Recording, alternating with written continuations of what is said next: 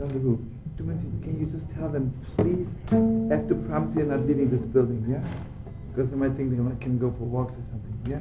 Mom should tell them, really, there's no, absolutely. And if they need anything, you should come and tell me. It's good to see my routine.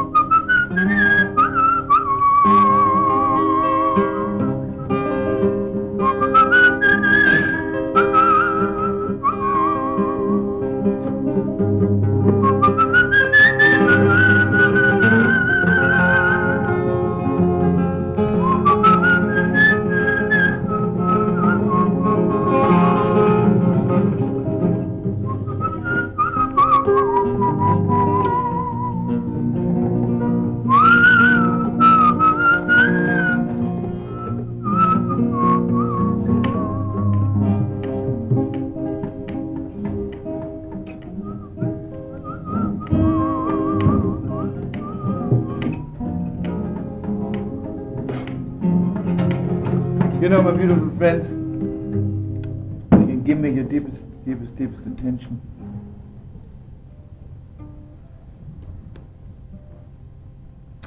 I just want to a little bit talk to you tonight about two things, which is one.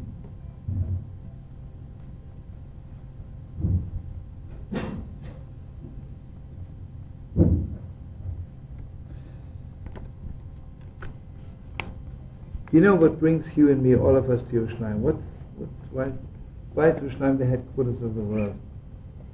And maybe not so much of the outside world, of the inside world.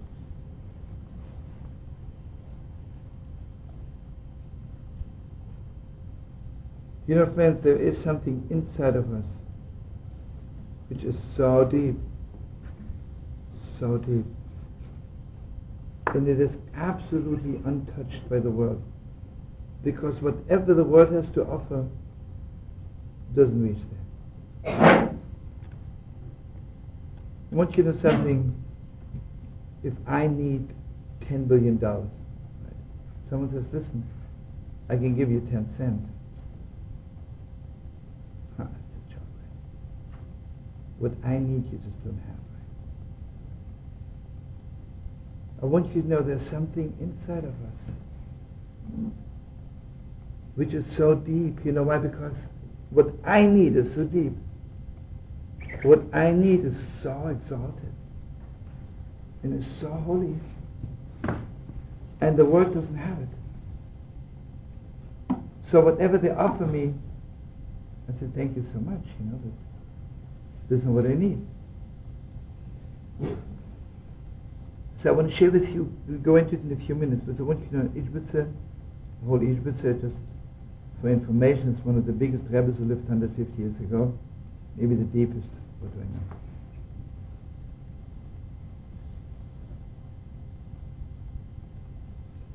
You know, two things are happening in our hearts, which is really one. On one hand, I need so much. I'm longing for something so deep. Gewalt my longing for something so deep. And at the same time, I have something inside so deep, so holy, which is completely untouched by the world. And I want you to know, all my mistakes come from because the world, you see, if I need $2 billion, someone comes to me and says, hey, I have 10 cents, I don't waste time, right? But imagine if I need $2 billion, someone says, hey, I have it, I get all crazy, right? But then, it turns out it was just a dime. And here I want you to know the deepest depth. Here I wasted so much time and energy. I thought this person will give me $2 billion, what I need. Then they give me a dime. What happens to me? Not only I'm sorry about the waste of time, and not only I'm sorry about stupid. You know how much I'm aware now that I mamish need $2 billion? I knew before I need $2 billion. But after someone says, I'll give it to you, and they don't give it to me, Gewalt, do I know I need to lay it down?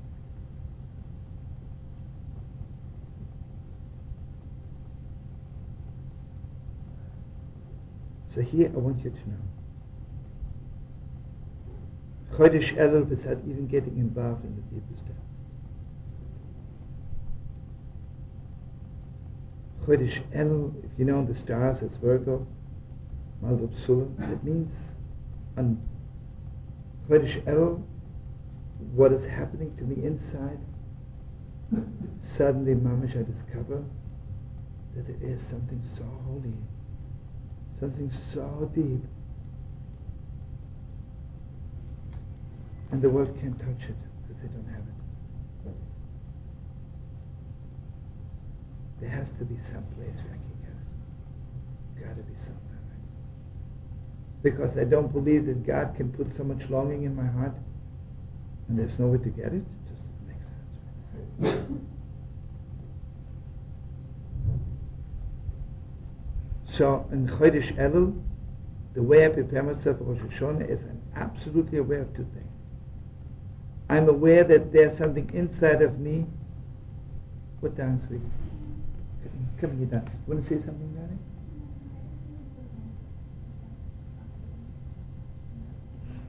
You have any double? Yeah? Darling, please don't leave the house, okay, sweetie? Okay, now. Larina said, I'll make it very fast. We begin learning at the Shabbos, but Shabbos, please.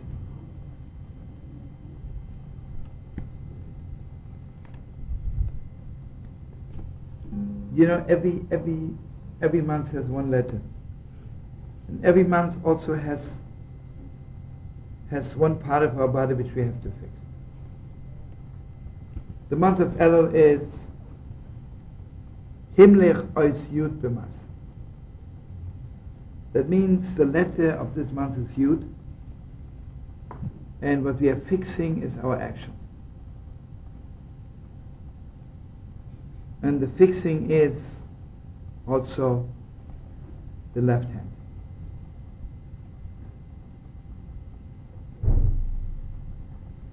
And without even getting involved now at the outset of the deepest level, I want you to know something. Yud is mamish God's light, the way it mamish is, before it is garmented in vessels. Hey is already garments. Even just at the beginning, just inhale it. You know, not every light has vessels. There are certain lights which are so much more beautiful when they have no vessels. You know what destroys the world? Vessels. Listen to me. I meet this girl, I love her the most, right? It's unbelievably beautiful between us. You know why? Because this light has no vessels here. The moment you get married, this light has many vessels. The moment you get into vessels, it's always heavy, right? Let me tell you something. Before you came to Yerushalayim, the way you dreamt of Yerushalayim, the light of Yerushalayim was shining into you, right? The light had no vessels here, right? Ah, Gewalt Yerushalayim holy. The first time you come to the holy wall, there's no vessels, right? But imagine then you decide to stay for a year, for 100 years, you have to get vessels, right? Where should I learn? I need a job. Oh, all those vessels. And after 3 days, you're ready to go back, right? What's the problem? Not the light, the vessels. The way I dream about going to yeshiva, Gewalt, right? All the 62 Masechtas are shining into me. But then when I go to yeshiva, it's already vessels. I don't like the Rosh Yeshiva, he doesn't like me, everything. So I want you to know, Himlich Ois Yud, the mice, and he is the deepest depth. You know what the problem of our life is? I really don't understand. Yud is Master. It seems like the Vav and K would be connected more to Master. Wait, let me give me a chance, brother. I can see you're 200 miles ahead of me. Let me go slow, brother. Ja, gewalt und sehen.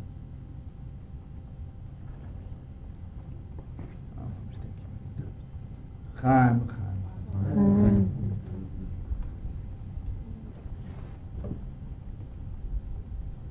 Do you hear, friends? Let me tell you something. How many thousands of young people coming every year to Yerushalayim, and how many stay? You know what the problem is? The vessels. Gewalt vessels. How many come to Israel? The light, Gewalt vessels. Gewalt, we need vessels. So just Benzin, don't ask me again until the end, because if you ask me, then I'll forget what I want to say. Okay? Just bear with me, friends. Hopefully, not that I know what I want to say, but let's hope it clarifies. You know what my story is? My actions are completely divorced from my life. Have no connections. You know something? There is something so deep in my heart, so holy, mamish, completely untouched by the world. But then I'll ask you, does your life connect to that deep inside of you? I say, you must be kidding. Nothing to do with it. I can't get it together. So you know what the Rebbi Shem does 4 weeks before Rosh Hashanah? Himlech Ois Yud B'Maisa. Something unbelievable is happening to us. God opens gates. God opens gates for us. And Himlech Ois Yud B'Maisa, suddenly, mamish, this light which has no vessels, because the moment it comes into vessels, the light isn't so big anymore. You know what God does to us for 4 weeks? This light is shining right into action. No in-betweens.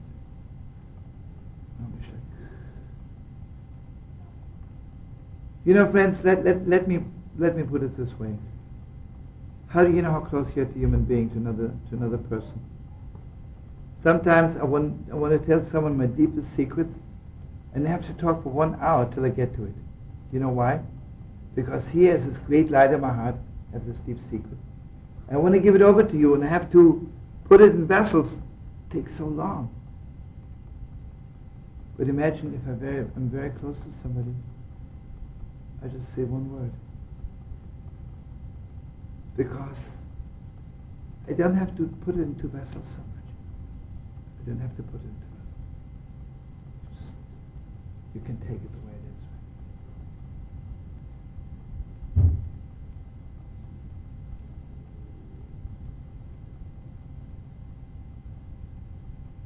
Okay, here I want you to know what he says.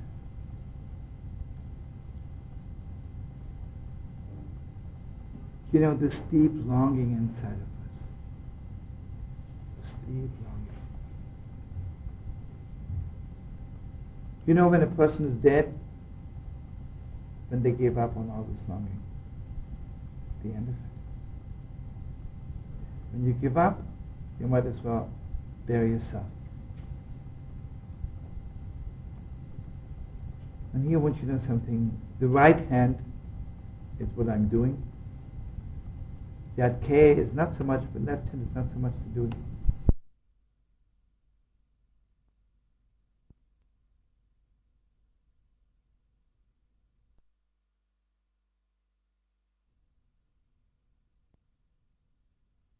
Well, it's easy. You know, my beautiful friends, I want you to know. You know what the shofar is all about? The shofar is light without vessels. You know what my problem is? Even when I pray to God, I think I have to put it into vessels. I have to explain to God what I want. What is an assimilated Jew? An assimilated Jew is someone who comes to Yom Kippur and he made himself a list what he wants of God. You know? He made the list while God wasn't looking, right? And he made a little list. Then he comes to God and he says, Sir, God. Sir. I like to say, Sir.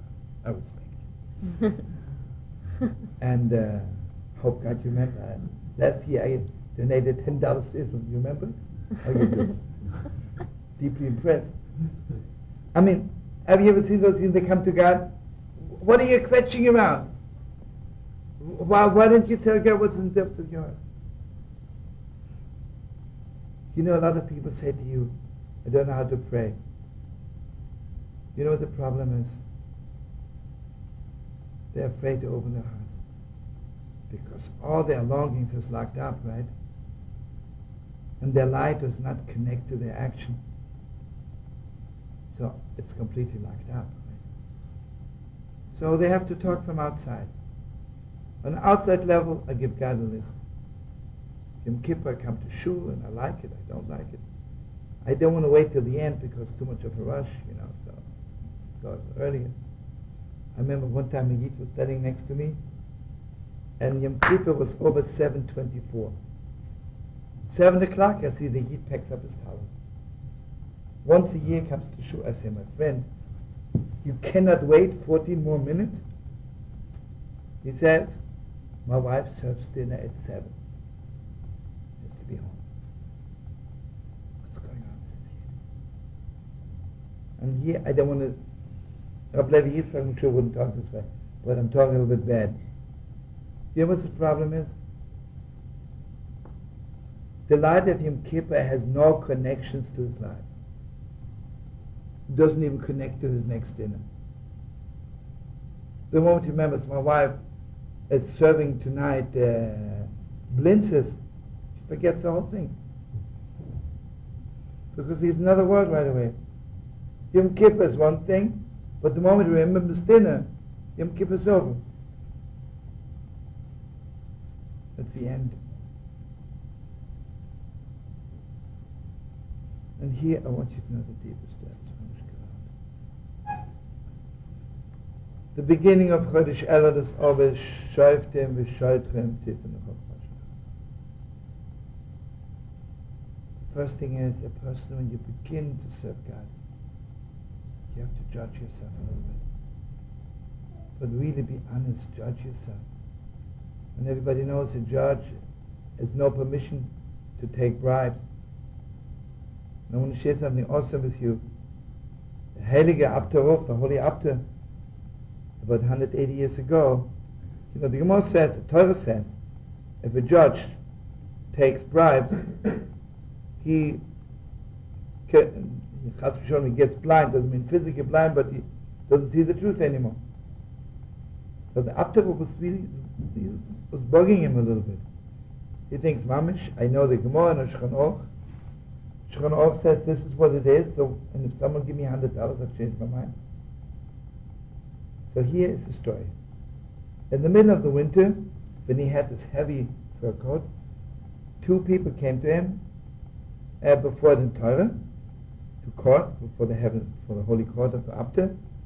And the first day when they walked in, they realized that Moshe is right and Yankel is wrong. And Yankel has some more sense. He is off, right? So he decided to put 1,000 rubles in the Abder's fur coat. And the Abder didn't know about it. He put in, for your expenses, let me have the honor of giving you 1,000 rubles, and put in his pocket. The Abder never put his hand in his pocket. The next morning, the Abder comes back to the Torah, and suddenly it's clear to him that Yankel is right. And he passed him, Yankel is right, and Moshe is wrong. This was the middle of the winter. Then he didn't put his fur coat on anymore. Before Pesach, he's cleaning out his pockets. And suddenly he sees, it's unbelievable, Yankel put 1,000 rubles in my pocket. He says, Gewalt, this is a Torah, right? I didn't even know that he gave me 1,000 rubles. and I was already blind.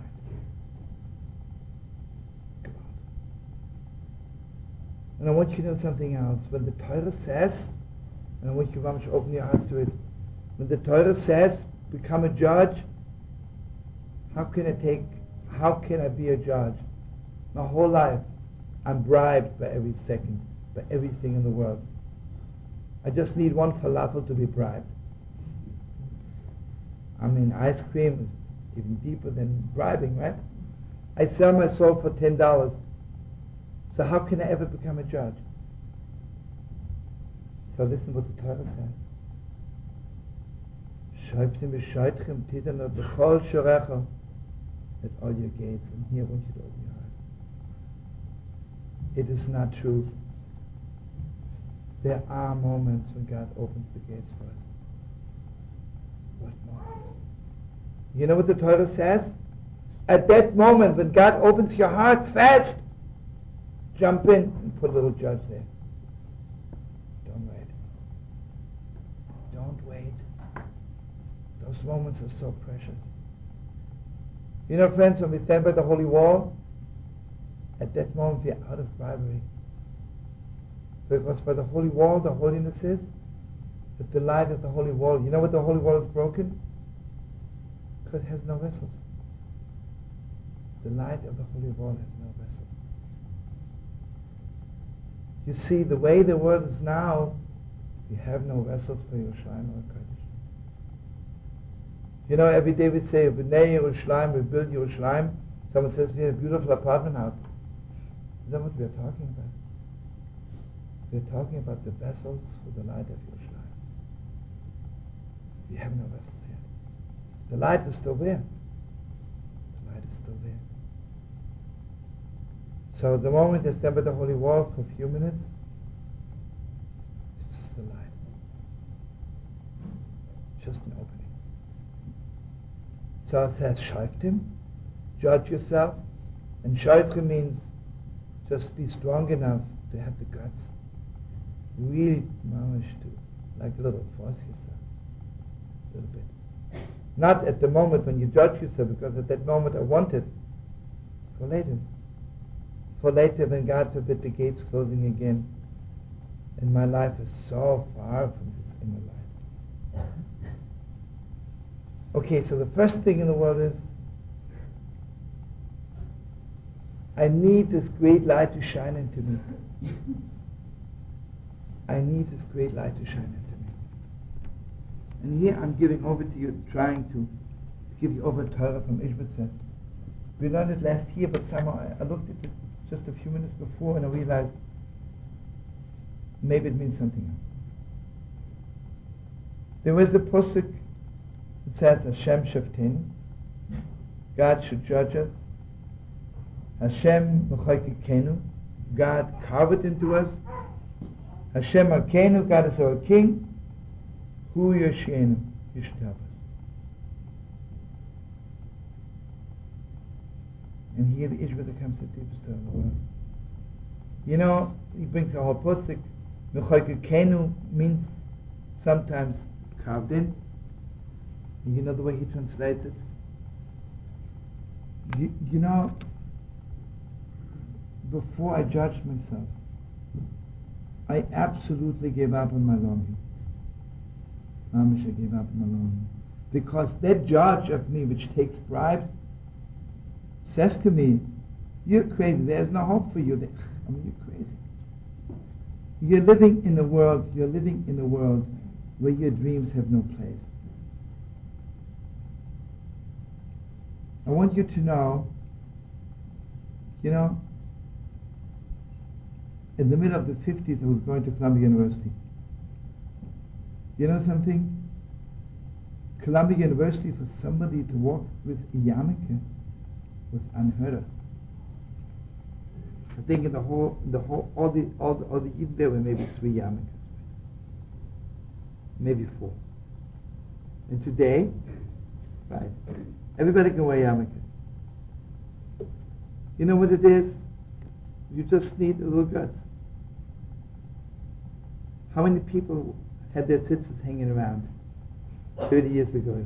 be ashamed, right? I mean, it's America, you cannot go with tzitzis hanging out, right? Today, I can have tzitzis hanging out of my ears. You know? Why not? You know, I have to share with you, I think I told some of my friends, I walked down in Frankfurt, from all places, and in Frankfurt my tzitzis are twice as long, because thank God I can show the world, we are still there, Am Yisrael Chai, right? I walk around, tzitzis, yarmulke. A woman walks up to me, and she says to me, "You think this is Israel?" I said to her, no, she was speaking perfect German. She says, "Meinen Sie, hier ist Israel? Hier ist Frankfurt." So I said to her, I could swear you're Jewish, because a guy would not have the chutzpah to tell me that. A non-Jew would have had the deepest respect. But a Yid, what's her excuse to assimilate? Because she says, you cannot live in Frankfurt and be a Jew, right? You cannot be on Wall Street and be a Yid, right? What's the whole generation assimilated? What's their excuse? You can't, right? Their little judge in there who took bribes from the first ice cream the mother gave them or chicken soup tells them you can't, right? Gewalda, you're wrong. Gewalda, you're wrong.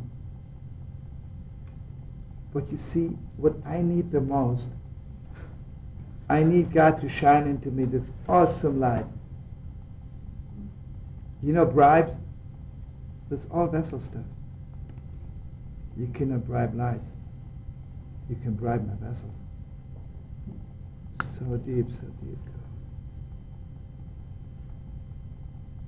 And you know, I want you to know something. There are two vessels in the world. There are vessels which cover the light. And then there's a vessel which makes the light even deeper. Even deeper. So much deeper. You know, friends, I can put on film and have a yarmulke and have tzitzis. And the saddest thing in the world, all my doings cover up the light. They cover up the light. Some Yidden, I don't say anything bad. They think they're perfect, right? Because they have a little yarmulke and tzitzis hanging out. But inside there's no light. They're dead, right? It's all covered up. And then sometimes, hopefully, we should all be like this. They're Yidden. Their vessels don't cover the light. On the country, they make the light even more beautiful. More beautiful. Oh, gewalt, you know. You see, mamish tzaddikim, sometimes you see little kids with yarmulke, and it's so beautiful, right? This yarmulke covers the light. This light brings the light even deeper. Makes it even deeper. So here it comes. Hashem mechaykekeinu. After you give me this great light, and it's shining into me, then I say, Master of the world, can you give me vessels to bring the light mamish into me? You know what it means, machaykik, to fix it. I don't want to have 1 minute, then I go right back where I came from. Master of the world, I want to live in another world. I want to live in that world. I want to live in a world where everything in my life is a vessel for this awesome light. So listen to this, beautiful friends. Hashem Sheftenu is mamash a prayer to God. Please God, give me one moment. Give me those moments when my gates are open. Give me those moments when mamash God's light, Himlech ois yud b'mas. And suddenly this light is shining into me. But then there are shoitrim. You know what the shoiter is? Somebody who mamish brings it down to the world. This is Hashem mechaykekeinu. Mamish God, can you let me fix it? Can you make my whole life a vessel? A vessel for this great light.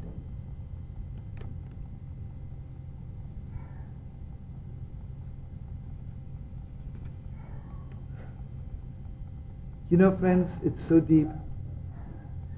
Between people, this is so deep, and I'm sure you know it anyway. You know, there are moments when friendship, so-called action of friendship, mama should cover up the whole friendship. Want you to know something? I call up my best friend, so I thought it's my best friend. I say, can you do me a favor? But the way they're doing it, I go out, there's no light. Mamish dead. Cover, please. The light, mamish, covers up the whole. The action covers up the whole life. What I think I shared with you at one time, remind me later on, one of my greatest rabbis, Moshe Good Shabbos, was mamish like the last few weeks before we left Vienna. He comes into the davening and he says to the chazan, aren't the prayers supposed to go up? The way you pray, it's going down. He says, I don't know any better.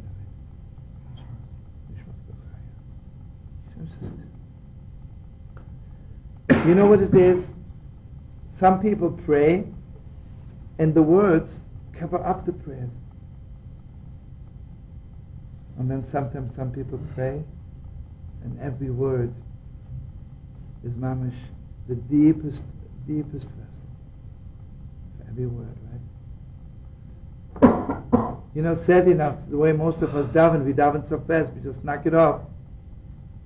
We just want to get through with it fast. So the words cover up the light. And then sometimes you have the privilege of hearing somebody pray. You know, sometimes you and I were traveling around the world. I have the privilege to watch people.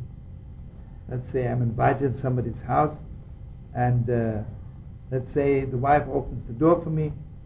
She brings me to the dining room, and then the husband walks in. I walk in with more simcha on Tisha B'Av than he walks in when he sees his wife, you know. He says, hi baby, you know. You could vomit from every word, right? Those words are cute, right? They cover up. They darken everything, right? So dark.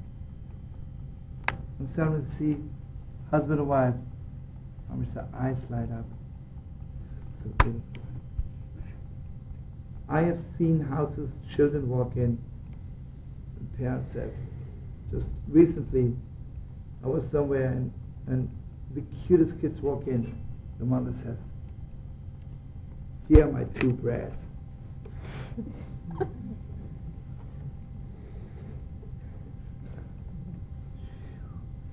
For kids, right? And sometimes you see, mamash, when kids walk in, it's so special.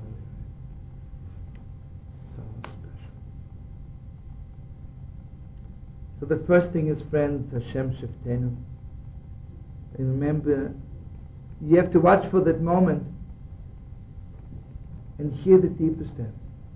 At that moment when they blow the shofar, I want you to know, this is one moment when I'm completely out of bribes. At that moment, God opens all the gates. Remember, shofar has no vessels, has no words. At that moment, mamash, a great light is shining into me. And at that moment, I can judge myself. Mamash Gaval, what's happening to me? What happened to the inside of my inside? What happened to my inside? And I want you to know the deeper steps. Shaitreme is when mamash, bring it down to the world.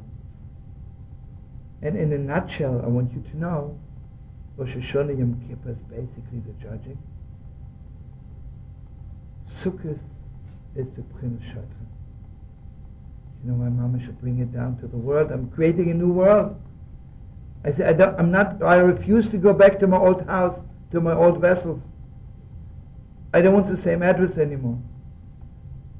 I want a new house. And some of you have the privilege of building a house in Yerushalayim. Like building a sukkah. Mamish building a little sukkah. And you know something? How do I know if my sukkah is really a vessel for this Himlech Yud B'Meister? Very simple. The Gemara says, "Uyin kol Yisrael leisha b'sukkah achas." You know what God wants? God wants all of Israel to be in one sukkah. And here I want you to open your heart. How do you know if you reach the level that you judge yourself without bribes? Very simple. If you stop judging others, I want you to know, as long as I'm sitting there and judging others, you know what my problem is? Because the way I judge myself is full of bribery, right? I'm always right. I'm always wrong. You are disgusting. You're terrible. I want you to know, if a person walks around looking at a Jew who doesn't keep Shabbos, what a lousy Jew. Do you know what the problem with them is? Their Shabbos is dead. Their Shabbos is dead. There's no light in it. And they judge themselves, I have a Streimer, or wife has a Shetel. Despite that we hate each other, we are a frum couple, right? We hit our children like crazy, but what can they do, never? Gewalt. They don't live in the sukkah, right? Because the Gemara says, Dovar Makabel Tumah is not in the sukkah, right? I don't want to get involved. Anything which is unholy, unclean, can be brought into the sukkah. But then I want you to know Hashem Elokeinu. And the Ishbada says this is the deepest depth. I already learned how to judge myself. I already bring it down to the world. But then suddenly I realize I want more than that. And here comes the deepest depth. I have so much longing. Do you think all I want that this great light without vessel should shine into me? I want more than that. You know, friends, I want you to know, if someone were to ask me, would you like to be really frum and sweet and cute, a big lamp? Yeah, it would make me my greatest honor. But then I cannot tell you the truth because you laugh at me. I want more than that. I want more than that. Even more than that. And here I want you to know the deepest depth.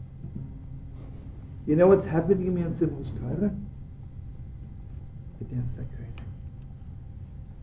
Endless. Because suddenly the Torah I received, there's no vessels, just light.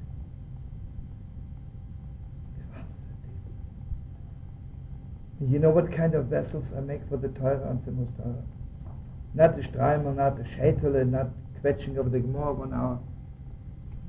I'm taking the Torah. I'm dancing like crazy. Dancing like crazy.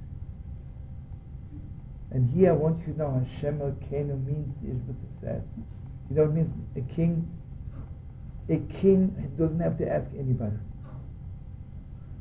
You know what it is? I want you to know the deepest depths. The real truth is that we all are prophets. We're all a little Mashiachs. Every split second God Mamash gives me messages what to do. But before that I was so far from it. I was so far from being a king. God and I don't even talk the same language. My own soul and myself has no communication. You know, after I'm sitting 1 week in the sukkah with all the Yidden, and I want you to know something so deep. All week long I'm looking at Avraham, Yitzchak, Yaakov, Moshe, and David. So Rivka Rochalei, and you know what I realized? You know why Avraham became so holy? Because Avraham Avinu was longing for something so deep. And here I want to say something awesome to you. You know what Yitzchak, all his life, he was longing to die for God, right? So he thought the greatest thing in the world is to die for God. But then when he was lying on the altar, you know what he realized? I want even more than that. I want even more than that.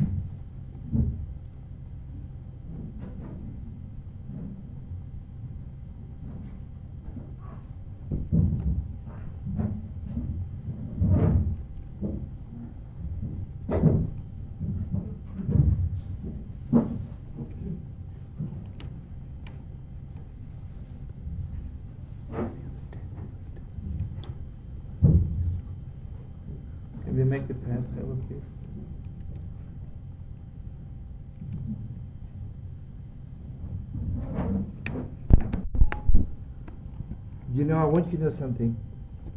We went to Egypt for 210 years. And you know what we were longing for? We were longing and crying to stand on Mount Sinai. You know what happened after we stood on Mount Sinai? We had no more dreams. It happened. That's it. I stood on Mount Sinai. God spoke to me. It was a beautiful experience. In fact, I'm working on a book now. My religious experience on Mount Sinai. First chapter, I saw God. You know? Has to be edited. And a picture of Moshe at breakfast. Right? I'm a what?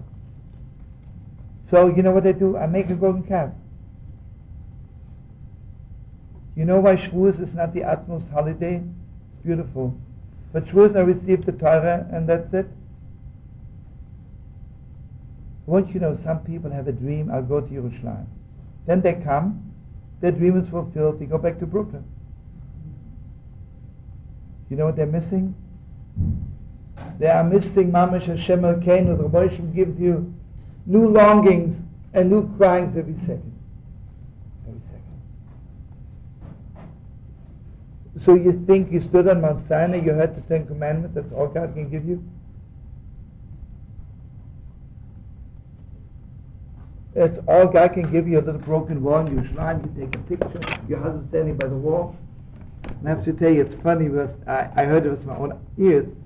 A few days after the 6th Day War, without saying anything bad, a great rabbi comes to the Holy Wall, runs down to the Holy Wall, begins to cry. And his wife yells from the women's side, says, Moshe, don't cry yet, the photographer hasn't arrived. You know? I understand it, right? Because it's a Gewalt picture, he's crying by the Holy Wall, comes back to Yeshua, give lectures on the Holy Wall. They have the golden calf right there, right? So the Holy Wall becomes a golden calf. So here I want you to know something. When Moshe Rabbeinu came back the second time, you know what he gave us? Torah Shebal Peh. You know what's Torah Shebal Peh? The Torah is endless. Gewalt is the Torah endless.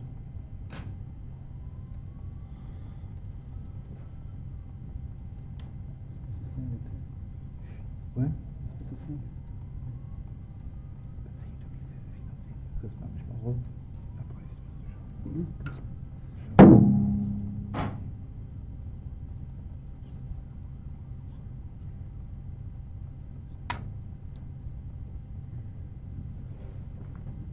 So here I want you to know, after Pasha Shoftim, next week is Mechias HaMolek.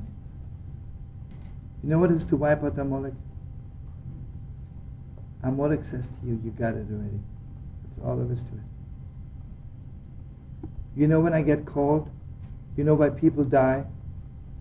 Because I think I experienced everything in the world. I saw it.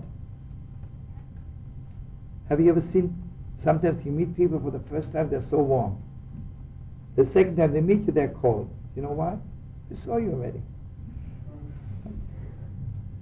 The first time I come to the Holy Wall, I take a picture, I smile, I cry. I was under my handkerchief, but nobody knows, right? Second time I saw it. I want you to know something that's awesome. Some of us had the privilege of being by the Holy Wall the first few weeks after the 6th Day War. You know how much love there was in the air? So much love. God was it holy. Mamish, you could mamish. Can't understand why Mashiach didn't come. I went back to America, I come back 4 weeks later. I already see Yidden cursing each other, yelling at each other. Now it's a little bit better. But you have no idea what's going on there. Some people said, you're not frum enough to daven for the Yom by the Holy Wall. On the other hand, said, I am frum enough, I'm more frum than you. Now it's a little bit better, but you have no idea what's going on there. It's gefährlich. And there was already police there. And I remember it was heartbreaking. Shabbos by Kedusha, I see one Yid, Strama Yid, goes to the police to tell them that this other Yid who davens Musaf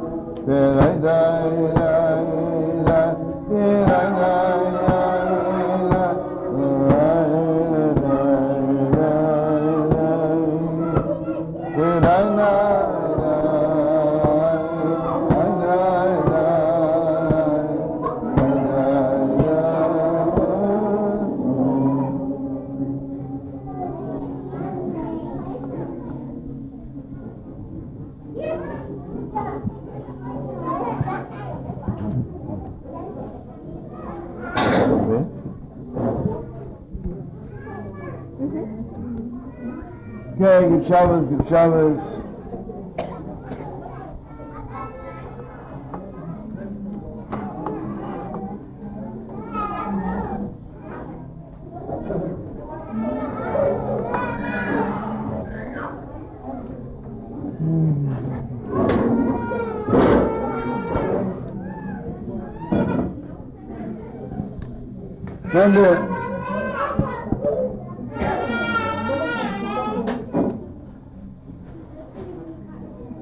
Remember the Heilige Son says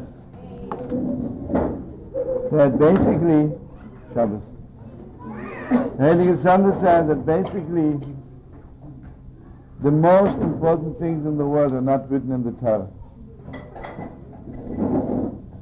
Outside stuff is written in the Torah. What I should eat, how big the tefillin should be, how long the tzitzit, how big the sukkah, when I should ben shlich, when Shabbos is over. But in the meantime, mamish, what I have to do inside is not written black and white. Okay, the Torah says, don't talk Lashon Hara, right? Beautiful. What am I doing if I can't get it out of my head? Can't get it out of my system. Torah says you should learn day and night, right? It's beautiful. I can't. What should I do then? I don't know what I should do with my life. I don't know whom I should marry. I don't know where I should live. The real important things in life are not written in the Torah.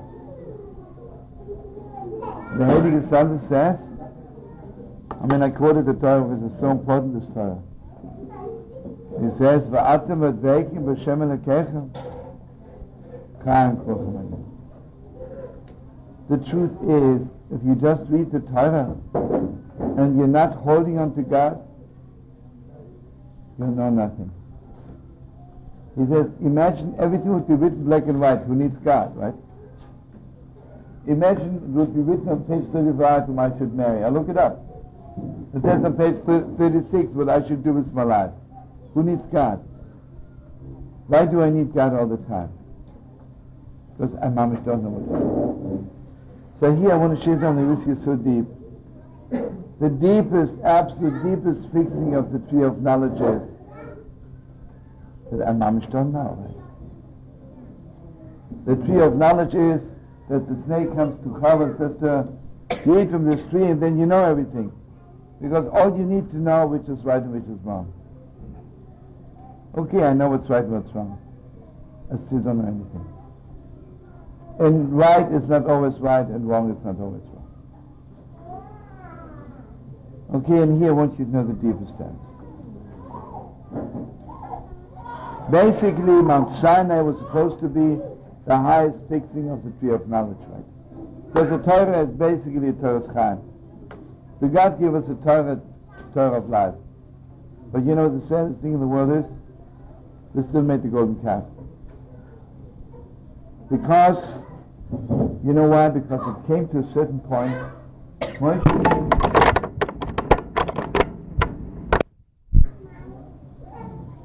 and there was nothing written. What do you do if you're desperate, you're in the desert, and the only connection to God you have is Moshe Rabbeinu, and Moshe Rabbeinu doesn't show up? No? It's the end, right? We made the golden calf, right? Even if you don't understand what was going on there, right? So this Mishnah Torah is a high fixing. And without even going over the last parsha, everybody knows Parsha Shoftim. Ve'ei Shoftim Gesetze Kesovai is mamish the essence of the Torah which Moshe Rabbeinu is giving us over before he leaves the world. Last Shabbos is mamish rebuilding the Beis Hamikdash. Mamish Sholosh Pom Bashona Yeroi Kol Zechoras B'Shem Lekecha. You know, 3 times a year I'm mamish standing before God. You know, mamish, like I said before, there are no walls between me and God anymore. And mamish, no walls between me and Yidden. I want you to know, it says mamish in all this form, the Gemara, that the highest thing of going up 3 times a year to the Beis Hamikdash was not only that I'm going there to serve God. Can you imagine? All the Yidden in the world met each other 3 times a year. Unbelievable. I meet my whole family, all my friends, because the way God wanted that everybody should go up 3 times a year. I meet everyone 3 times a year. Unbelievable. And that's, you know, it's not getting even so deep. The Gemara says there was a certain place, Moitza was it called, anybody who found something would go there and call it out, and anybody who lost something would go there, right? Not only I lost my watch, I lost $100. Mamash Yidden would come and say, Mamash, I lost my faith in God, I lost my Shalom Bayis, I don't know what to do with myself. And then other Yidden would be there, you know, it's like about. Okay, now, this Parsha is, the deepest fixing is that you have to, after everything is over. So you know the Torah, you fixed your eyes, and you're waiting the Beis Hamikdash. After the whole thing is over, the deepest fixing is that your mamash have to know. I don't have finished ideas.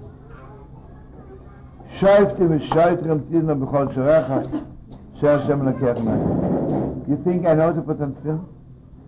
You think I know to keep Shabbos? Don't have finished ideas. Mamash, each step I take in my life, Mamash have to be so careful.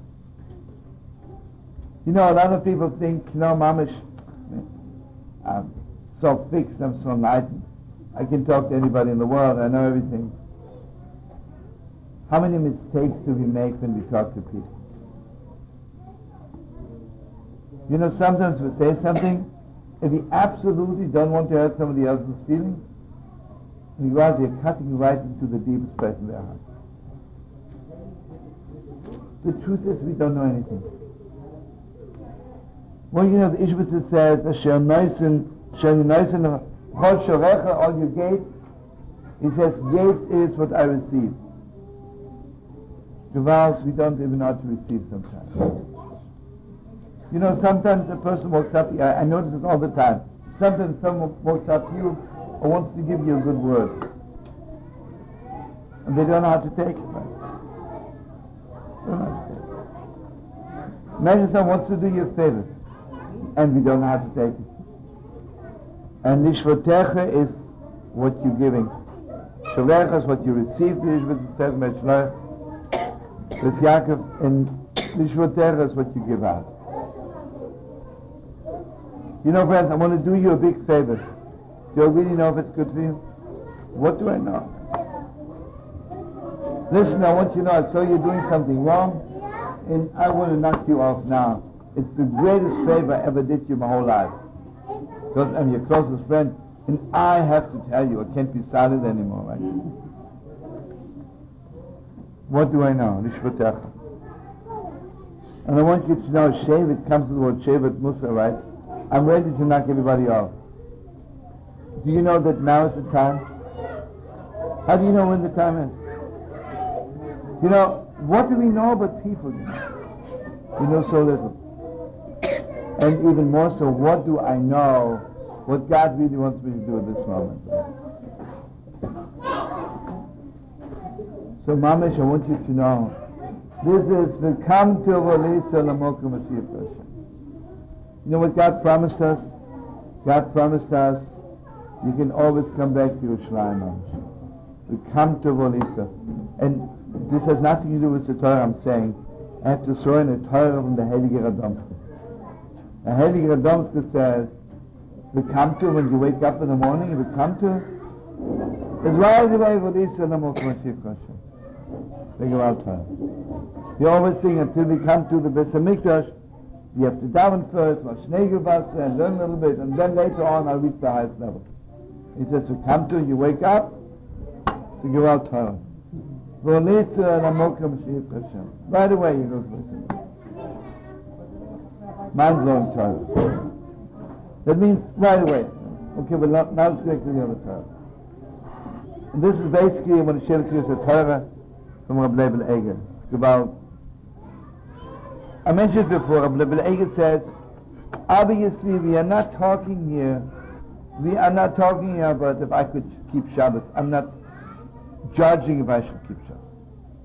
I'm not talking here about if I should eat a shrimp cocktail or gefilte fish. This is what the Torah is talking about. So it means we are talking here about the deepest depths of life. We're talking about the deepest depths of my relationship to God and my relationship between people. So here he says, because also the Meir Shaloya begins with this posuk, Shavtim v'Shaytrim, he says, the posuk is Hashem Sheftenu, God should judge us. Hashem Echokikenu, God should carve it into us. Hashem Hakenu, God is our King. Hu Yashenu, He'll mamash help us, save us.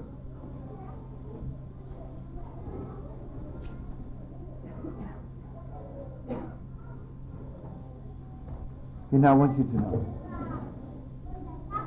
Mamash, friends, I want you to know we don't have the faintest idea. We don't have the faintest idea what is really going on.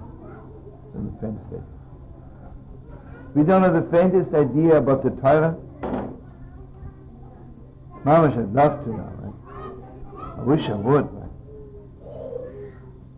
I have no idea what's going on with other people, and I definitely don't know anything. Remember, I have just to say it again.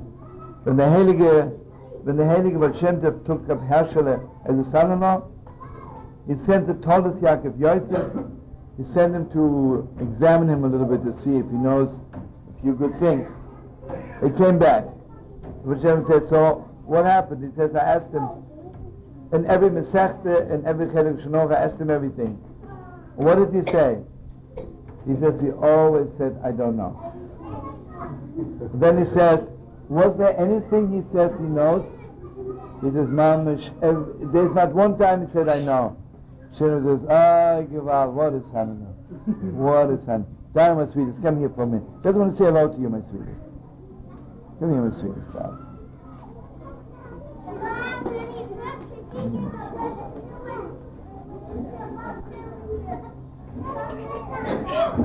Want some seltzer? Yeah. Just water?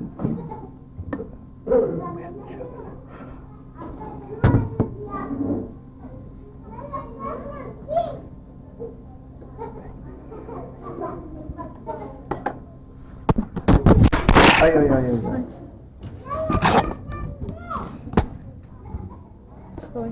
Okay. Here, my sweet. Okay. And friends, I want you to know something very deep. Next Shabbos is Mechias Amalek, right? Wiping out of Amalek. Want you know, Amalek is the Gematria Suffolk. Means Amalek makes you doubt everything. And yeah, I really want you to open your heart. There is 2 levels of doubt. You know, I can walk around all my life and think, you know, I'm not so sure if there's one God, you know, let me face it. I hope there is, but I'm not so sure. I keep Shabbos because I'm already accustomed to it. But if you really pin me down, is it really important to keep Shabbos? I say, I'm not so sure, right? Are you really sure you married your soulmate? I have my doubts, right? This is Amalek, the most destructive kind of suffix, right? And the fixing is his Shabbos. There's a Gewalt kind of suffix, the holiest kind of suffix, right? Yes, it's true, I learned the Torah, I know Shas, I know every word. But Gewalt, I have no idea, right? I don't know. Like a Persia died. So now listen to me, friends. But if I say about everything I don't know, it's bad also. So those 2 parshas, Re'eh and Shoftim, are the most unbelievable thing. I will ask you a stupid question.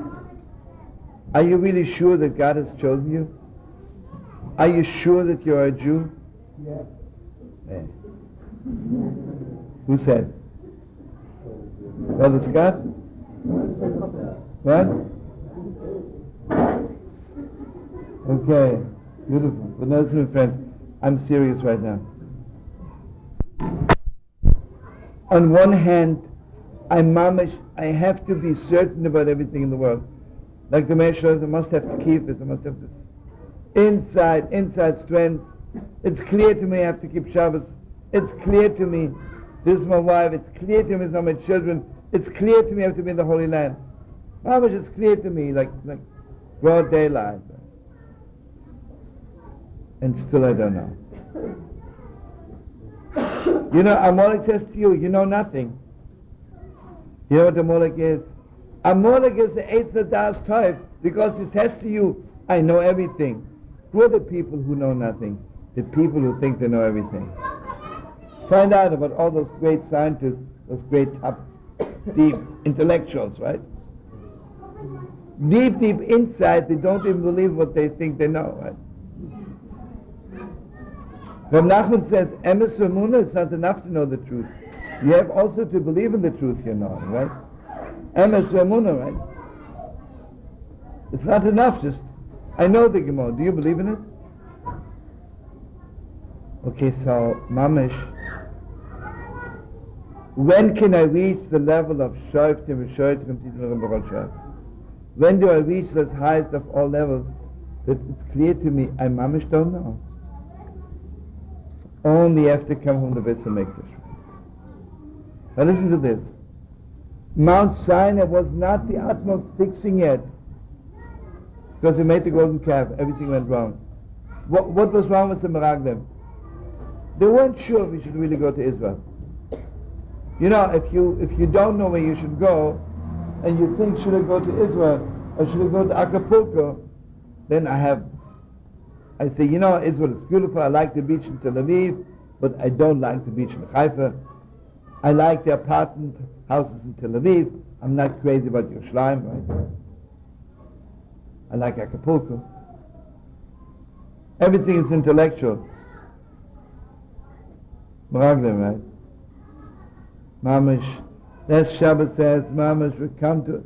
That Shabbat says, it is clear to me like daylight that God has chosen Yerushalayim. There is no question in my mind. It is so clear to me, there is not even a billionth of a doubt in my heart.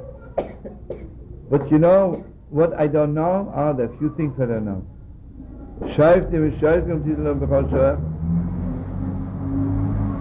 You see what it is? How deep a Jew am I supposed to be that after davening for so long, I'll tell you the truth, I still don't know how to daven. I want to share with you an unbelievable Torah. You know, the Mittler Rebbe wrote 4 volumes, 4 Sforim on Tshuva. Sha'ar Tshuva, Sha'ar Avodah, 4 books on repentance. So a person came to him and says, Rebbe, I hear that you wrote 4 Sforim on Tshuva. Means you're an expert on Tshuva, right?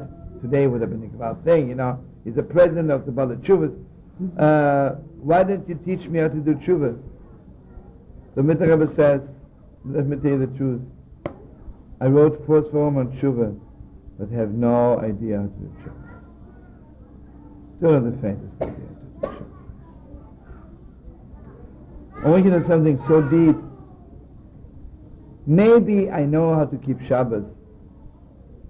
Maybe I know how to put on film.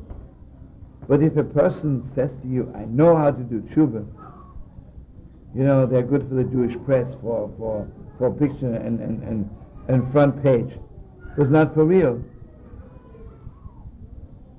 And I want to share something with you. You know, remember, the deepest depth.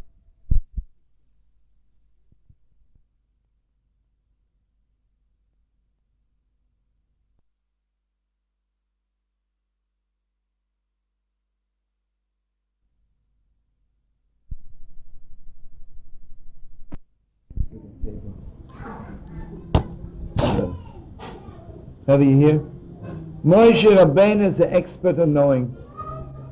Moshe Rabbeinu was always a Torah so much.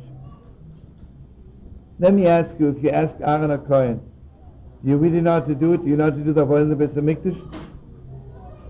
Do you know how to bring peace between people? He says, I'm an expert. You know how many families I got together? I was awarded as the best peacemaker in the world, right? You know what Aaron HaKohen will tell you? Tell the faintest idea, right? I have no idea. I want you to know the holiness of Yerushalayim is, it is mamash utmost knowing, utmost not knowing. When I stand by the holy wall, it's clear to me I'm a Yid. It's clear to me there's one God. It is clear to me that every word of the Torah is mamash, emes v'yatzif v'nochel v'kayim. I still don't know how to do it. Last Shabbos Re'ei Onoichi is that side of the coin. Mamish, I see it. It's a brocha, shetishmu. I know this is good, this is bad. This parsha is the other side, the most important part. Because only after you are in Yerushalayim, after it's clear to you, Mamish, Ikim al-Amokim Asher Yifra Hashem, after it's clear to me that God has chosen me for something special. You see, it's not enough that I know I have to do this, have to do this. It has to be clear to me, Mamish, God, Mamish wants me to do it. He's waiting for me. I want you to know, if I see in the Regis Digest that I'm supposed to be on 42nd Street and 8th Avenue, Sunday night at 6, I'm supposed to be there on the level of tree of knowledge. I have to be there, I should be there. Maybe I go, maybe I don't. If I know somebody's waiting there, oh, it's so much deeper. Last Shabbos, the Rosh was waiting for me.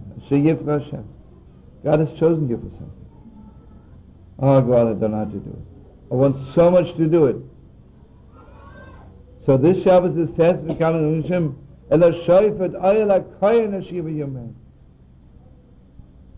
here I want you to do something very deep. It's not maybe 100%, but I'm thinking it's maybe a little bit. What kind of a shofet should I ask?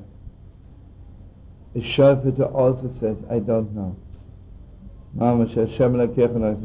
I just hope God will give me the right word. When you come to a shofet, it says, listen, I don't know. Just ask me, it's clear to me. Ask me anything in the world. You know what kind of shofet we should see? Hashem Elokecha Noiselach Mamish. I say, Rabbi Hashem, please give me the gift that I should have the right words. I want you to know, Mamish, you'll ask all the big rabbis, all the big rabbis. Listen, your Rebbe, like, the Rebbe the Melech, Rebbe the Melech Gorgeska, the father of Rabbi Kalman, was the longest Rebbe of all the Rebbes. He got married. He got a Rebbe when he was 17, and he passed away when he was, I think, 87. It's over 60 years, nearly 60 years, right?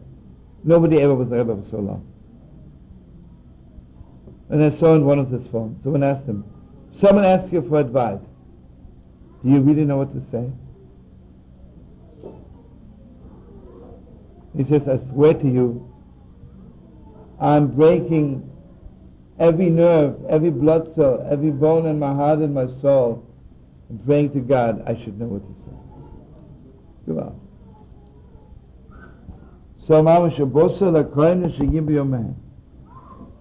So the first thing is, Rebbi Leger says, Hashem Sheftenu. It is clear to me, Mamish, I know God has to be my judge. But then Hashem Sheftenu. So I know what to do. How am I doing it? You know what the shaita is? And this is basically, Rebbi Leger's Torah is based on Sholomo. Hashem Sheftenu. I want you, God, to carve it into my heart. I don't want to do it just because I have to, because I should. I want it to come from the deepest depth of my heart. I want you, Mamish, to carve it in. And again, I know I have no way of carving it in. I can sit there and learn and keep Shabbos 2,000 years, but imagine I would x-ray my heart and I see Shabbos hasn't even touched my bones. Possible. It is possible to do something and has never touched. Rebbi Leger says, taking his words,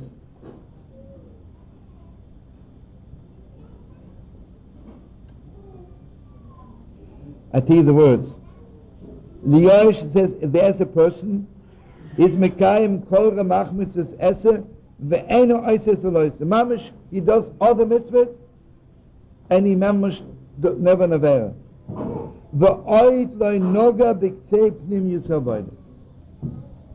Hasn't even touched yet. Hasn't even touched yet serving God. Hasn't even touched yet the real thing. About words, right? It's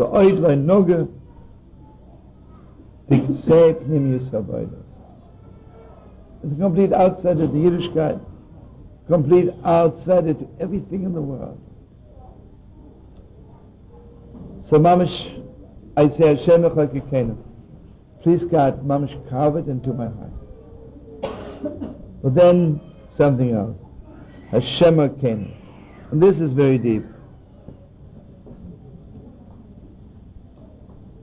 This is a Torah again, it's between Ishbitze and Rebbi Leger. Rebbi Leger, what's the difference between a shofet and a melech? Because this Shabbat says, What's the king all about? What's the difference between a judge and a king? He says, very simple. A judge is only for certain things. I don't know what to do today, ask a judge. A king is, I'm constantly under the king, right? If I live in somebody's kingdom, it's everything in the world. First I say, Rebbi Hashem, be my judge. And then I say, Rebbi Hashem, please carve it into my heart. Then I say, Hashem Alkeinu, please God.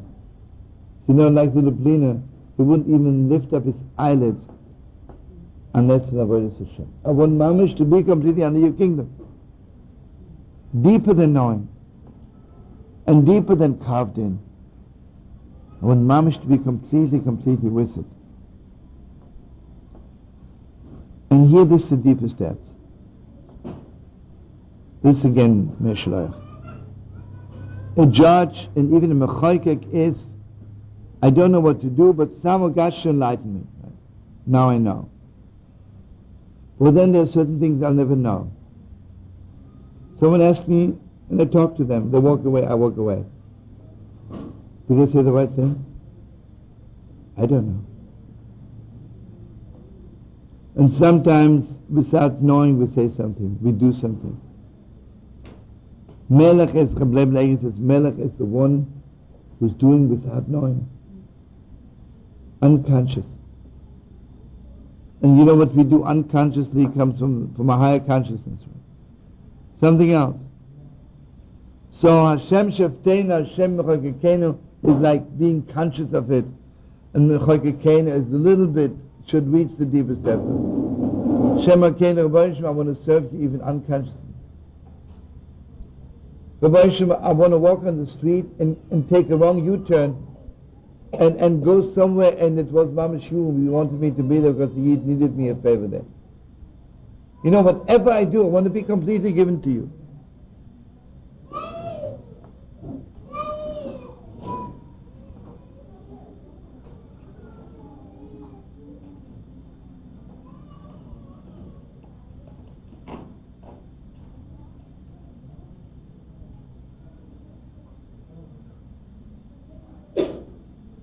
You know what it is?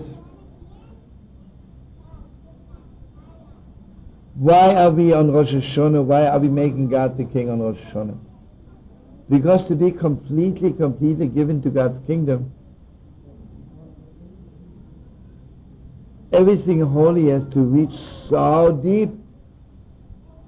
Because if it's not completely the deepest depths, I can't stand being with it all the time. Let me ask you something. Why is it that even the deepest steps I love to do, I cannot do it all the time? You need a break, right? How come other tzaddikim never took a break from God? How come all the big Einim didn't take a break from learning Torah? I'm human, the human being is limited, right? How can you be so infinite? How can you learn Torah Yom V'Layla, day and night? Because it is so deep. It is so deep that it's mamish touching the deepest infinite part of me. Mamish. The deepest depths, right?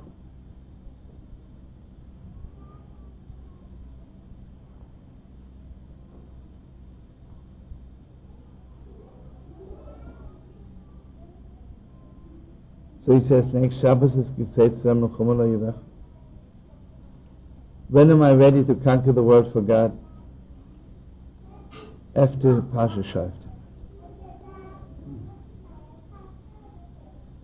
And this is again, the last Pasha for Pasha is, you find God forbid somebody killed outside the city. You'll ask, what does it have to do with me? Sure, on a conscious level, it has nothing to do with me.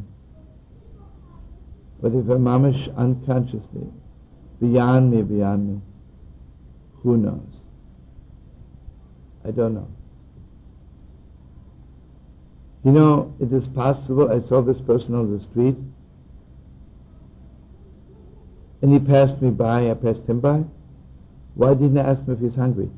Obviously he was hungry. You know why? Because I was thinking of something else. But if I would unconsciously, beyond conscious, also serve God, I would have stopped. Mamish, I would have stopped. And this is not a question of doing a mitzvah, doing a verse. This is being connected to the highest thing in the world.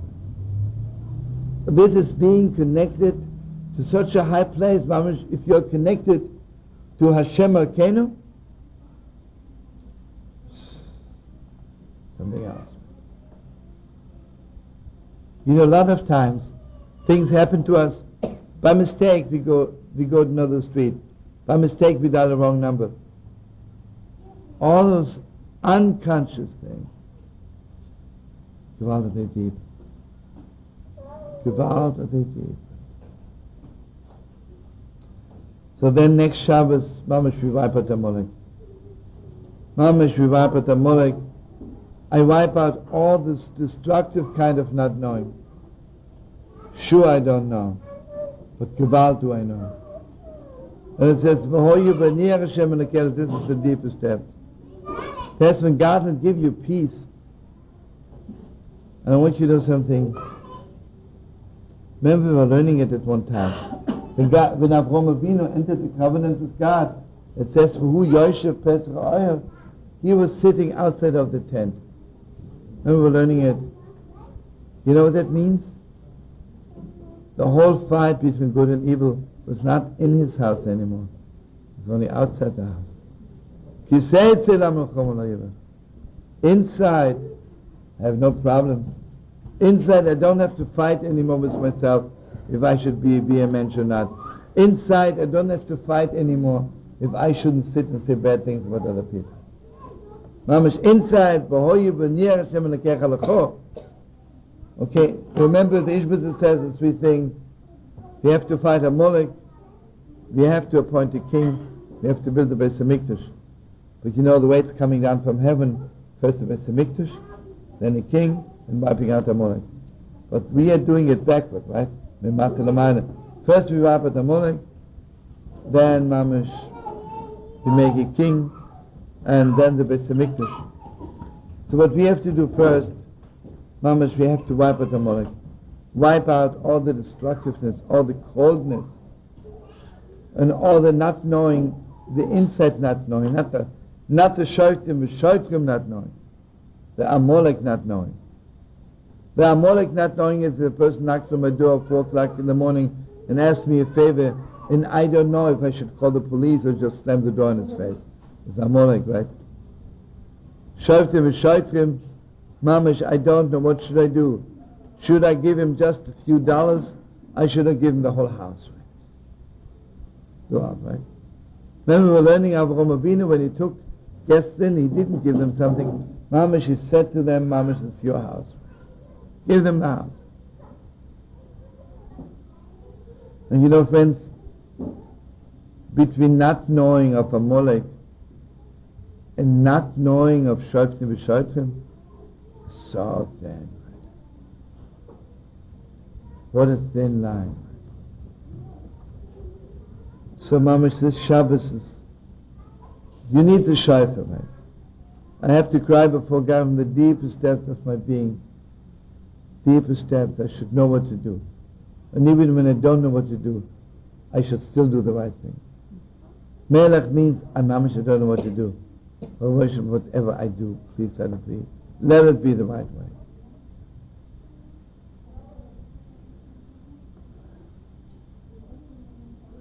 And here I just want to say to you, you know, by the Shem, people get married, you have to see the bride and cover her face, right? Those two things. Looking at the bride means I know what I'm doing, right? Covering her face is I don't even know who you are, right? Never seen you. It's a Prince Melech, right? I don't know what I'm doing. But the one should let it be the right.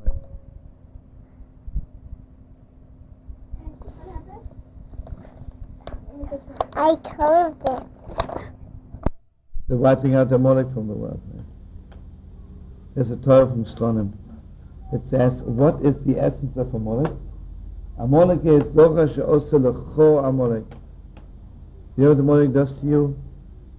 He mamish makes you being alone. He tells you you have nobody in the world. You think anybody loves you? Nobody loves you. Think you have friends? Have no friends. She'osa lecho. Amalek tells you you're lecho. You're all alone in the world. So when people get married, what they're doing is building the Beis Hamikdash and appointing a king. So you know how the chuppah begins? Covering the face of the bride is like appointing a king. I have no idea, right? Mamash, I don't know what I'm doing. I have no idea. But Rabbeinu Shlomo, Mamash, Hashem Hakenu, please Rabbeinu, let it be the right thing. And then Mamash, it's a chuppah, is Mamash Gimel Amokam Sheyivcha Hashem, Mamash, I'm building the Beis Hamikdash, and Mamash, we should be blessed with utmost knowing, utmost not knowing, and God should bless us that we should have the privilege of having a little taste what it is to be a Yid. Good Shabbos, good Shabbos. Okay, there are two people that got to hear some Torah from because they haven't been here in so long. Avon, they don't know. I don't know. Cool. You mamash mean it. Okay, Alon, you're next. Say anything.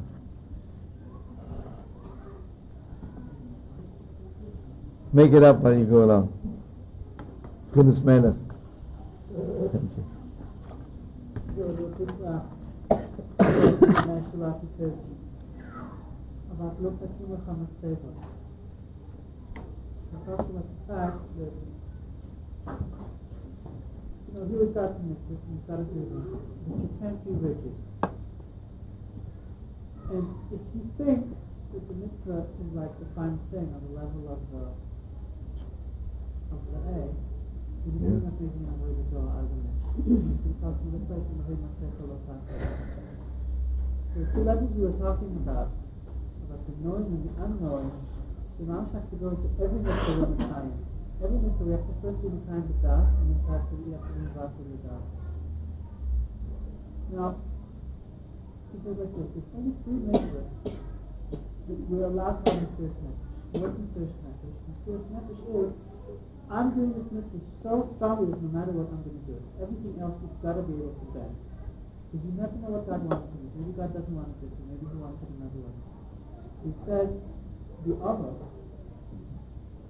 they used to have a sense, because they had to have Mesiras Nefesh on every little thing.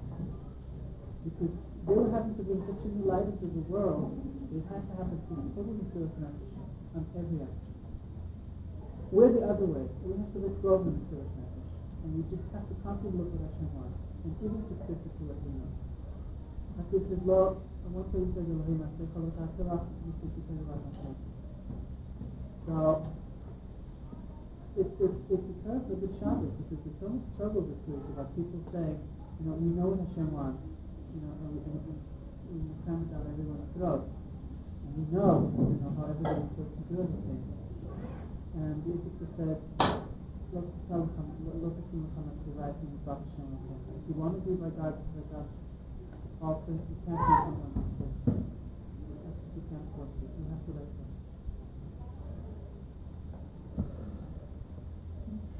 What a title they are.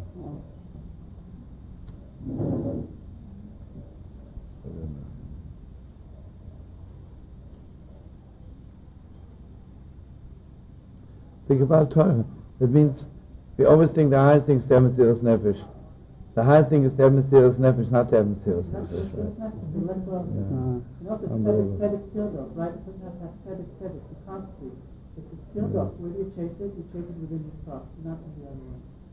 So Tildok isn't making someone else have Tzedek. It's making yourself have it. No, students don't do it. Cloud.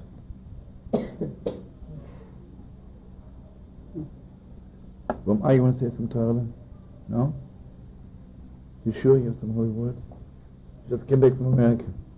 Well, you're a Kohen. I want you to have a Yeshua was Mamash in New York, and I heard reports Mamash took New York by storm. Was Mamash learning there? Mamash was Gewalt, should be Gewalt. Tell you the over one Torah you said. Let's hear.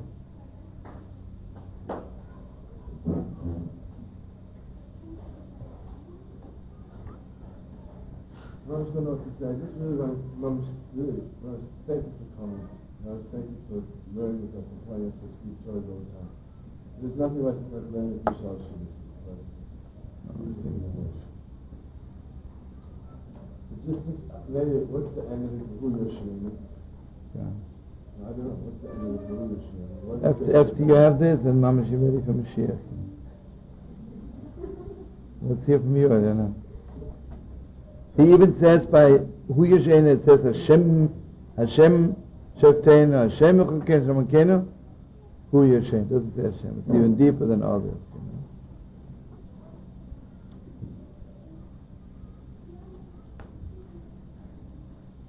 Okay, Mama Shleiter, you're leaving the Shabbos. I'm so proud of you. So, okay, let's hear a little Torah from you, brother. Thanks so much about the Torah we were doing last year when this time we were talking about the Eitz HaChaim and Eitz HaDas Tov Ra, and how the Eitz HaChaim is like Rosh Hashanah, and the Eitz HaDas Tov Ra is like Yom Kippur, you know. So you know, all the Rishonim, the Ramban especially, ask the question, how come Yom Kippur comes after Rosh Hashanah? I mean, it really makes no sense logically. Logically, you think you beat your chest, you ask for forgiveness, then you start a new year. Why are you starting a new year before Yom Kippur? I mean, it makes no sense. But, I mean, he gives a shot answer, you know, but your answer, you know, I think your answer is this answer, that Rosh Hashanah is like Eitz HaChaim. So, what does the Arizal say? The Arizal says, really, we were supposed to, what's the shot? We really were supposed to eat from Eitz Das Tov Ra. The only thing we were supposed to eat from Eitz HaChaim first. So that's why Rosh Hashanah comes before Yom Kippur, because we're supposed to taste that taste of Rosh Hashanah, Eitz HaChaim, before Yom Kippur. I'm so proud of you. You remember everything, Mama Shabbat. On a stopper, the Pele Yoetz says like this. It says, what the days of Elul are like, there's two types of Yira, two types of fear. You know, Hasidus, very famous, everybody talks about it. There's Yira Tata, lower type of Yira, and Yira Taromu, the higher type of Yira. So the lower type of Yira is the days of Elul. You know, Yemei Elul is like this. The Mamish are afraid, scar behind it. That's the lower type of fear. It's just a fear of punishment. You know, if we don't do this, Hashem is going to punish us. We have to do right. The Rosh Hashanah is Yirat HaRamim. You know, it's like we're beyond that stage already. You know, we're beyond the stage of this just lower type of Yirat. And Mamish, Yirat HaRamim is just this awesomeness of God. So it's like that ties in. You know, it's like Rosh Hashanah already. We're not thinking. Why is Rosh Hashanah such a simple? Rosh Hashanah is a Yom HaDin, but we eat and we drink and we're happy. You know, so how can that be? But the shot is this lower type of fear. We've already passed that by. Right? We've gone on to this higher type of consciousness of God, of Yirat HaRamim, you know, this awesomeness. All should be broken to it. Thank you so much. I'm so proud of you. Remember last year Rosh Hashanah was a Gewalt. I said to Torah, why do we eat? And it's not my Torah, it was Torah. Why do we eat Rosh Hashanah an apple with honey? Because according to most Rishonim, there's a big machloike, which one was the tree of knowledge? If it was grapes or an apple or chita, maybe tapur.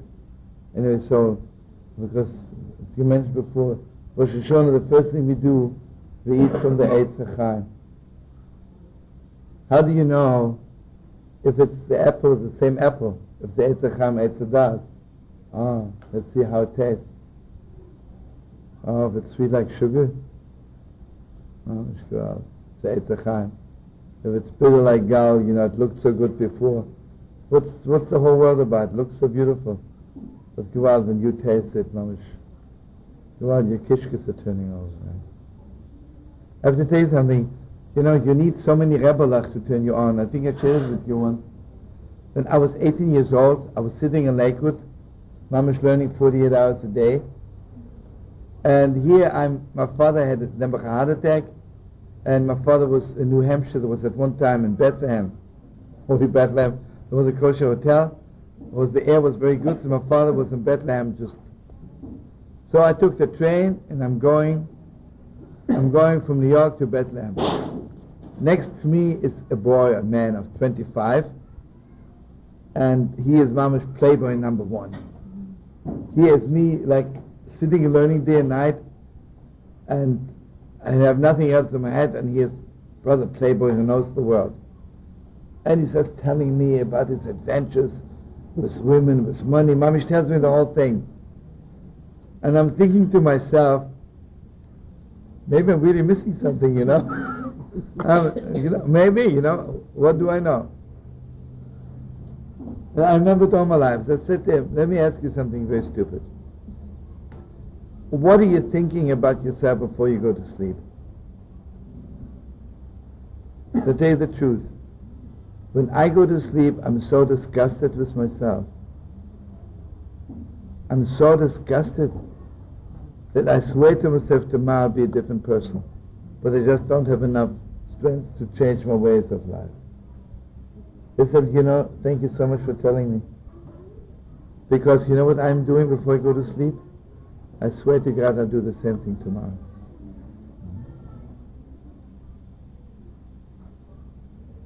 I said to him, listen brother, why didn't you come with me to Lakewood? That time I didn't have a house of love and prayer. That's all I knew. I said, why didn't you come and learn a little bit, You won't be disgusted with yourself every night. He went off a station before Bethlehem and he was never waving at me. I saw him waving when I was a Gewalt of the world. That time I didn't know, not that I didn't know, but a little bit more, but then I definitely didn't know. Today I would have invited him for Shabbos, take his telephone, help us do something. Then I didn't know, but it was one of my rabbis, Listen, Avram, I give you so much time to think that now it's your turn.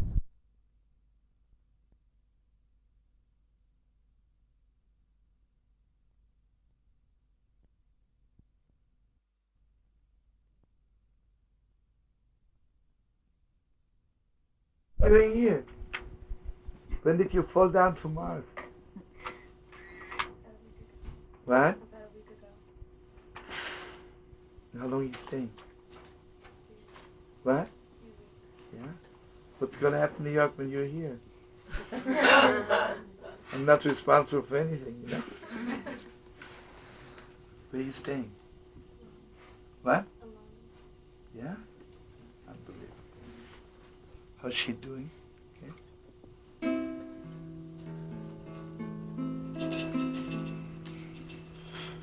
Okay.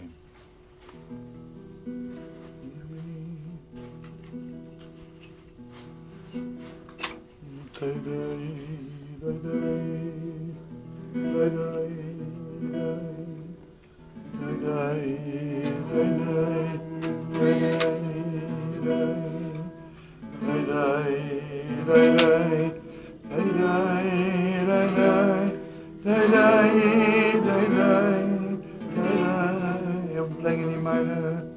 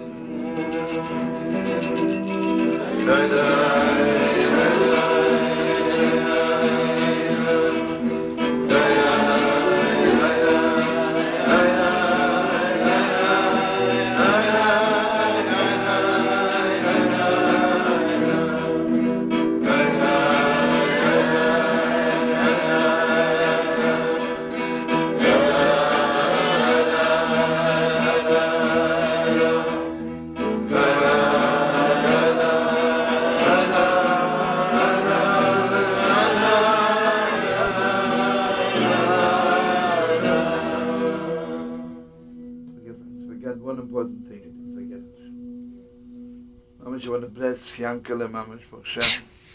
Yet Yanovi coming to you. And I want to bless you. You know, I always say to you by bless. Yanovi comes to your house. If you likes it very much, he's coming back. So I bless you, Mamash. Yanovi should feel so close to you and your children, your family should come all the time. I know you have a good Torah to tell us, but before I want to tell you something. Why did El Yanovi never die? He should all live long. Why is he living forever?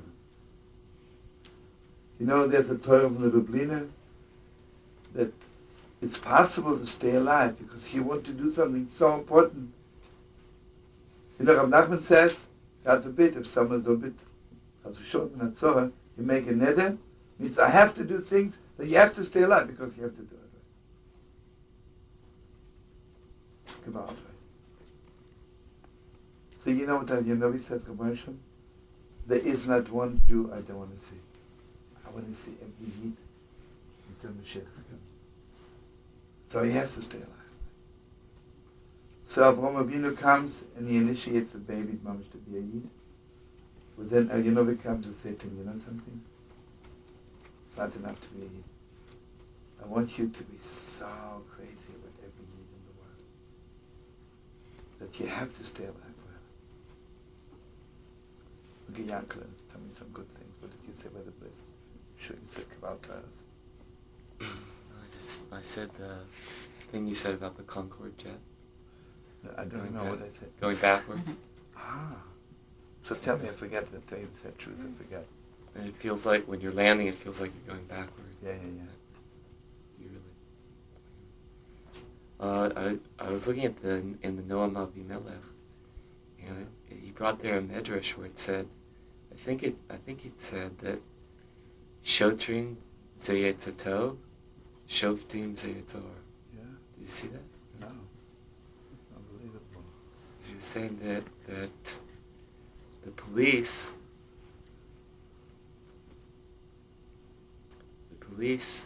are always forcing somebody to do it right. So he says that the tzaddikim always feel that whatever they're doing, it's not good enough. And it's the Rishaim, it's the opposite. That whatever they do, it's great. It's great. Unbelievable Torah, Mamash.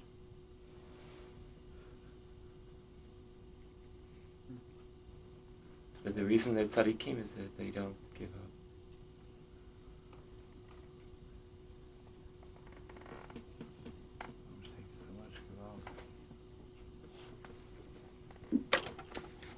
Should we get a thing one day in honor of the new baby? Is Shomele come already? No? Can anybody tell the people sitting there by the door if she comes, you should tell her? Elio,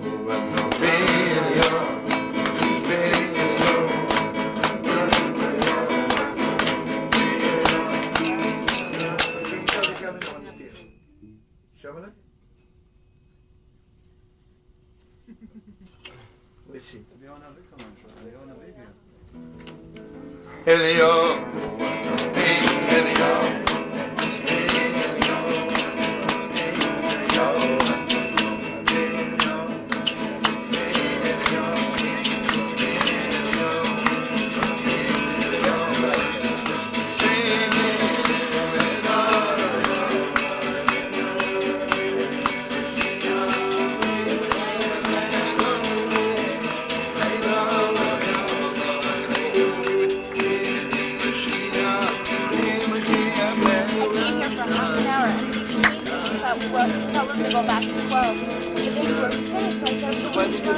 Stand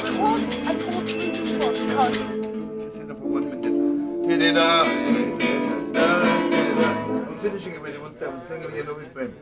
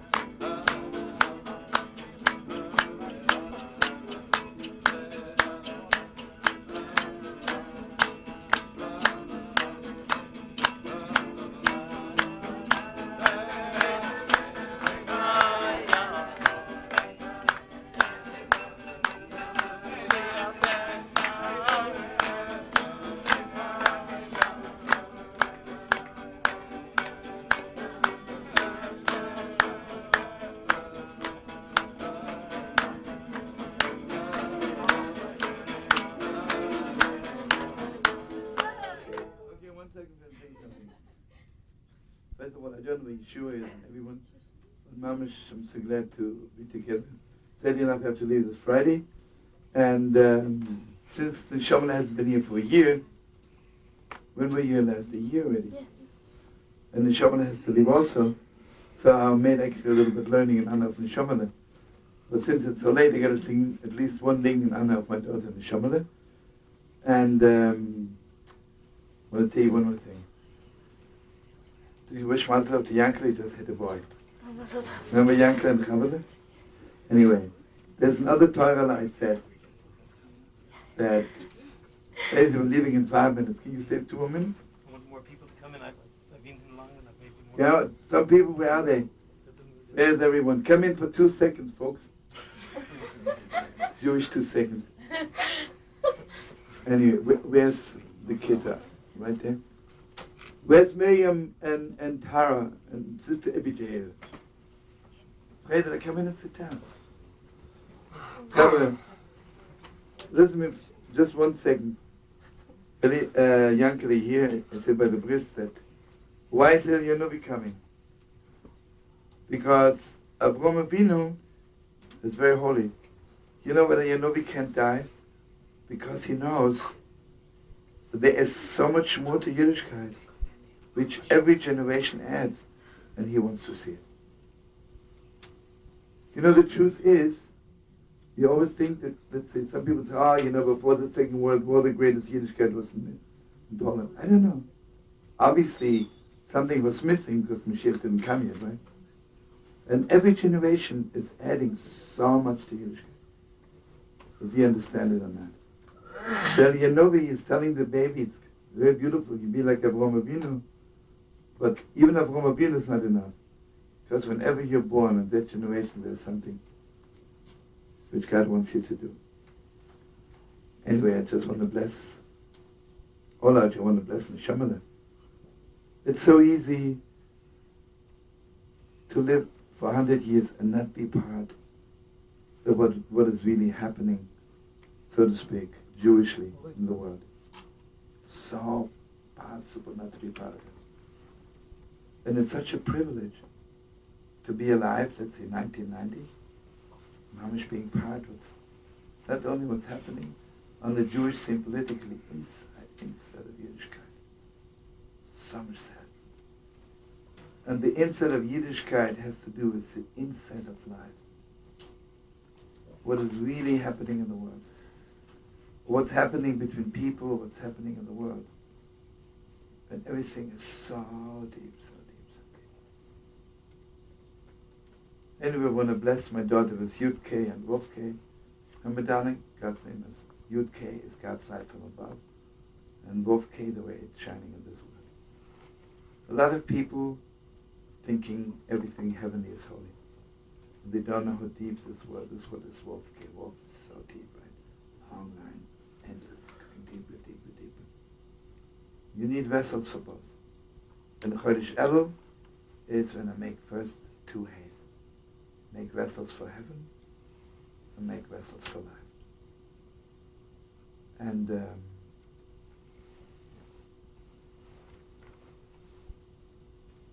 it's so deep. You know, I went with Sholomo today to visit my family, my father, my mother, my brother, I want you to know something about my father. I met a lot of great rabbis in my life. Okay, maybe I'm not objective, but who cares? My father was so connected to life.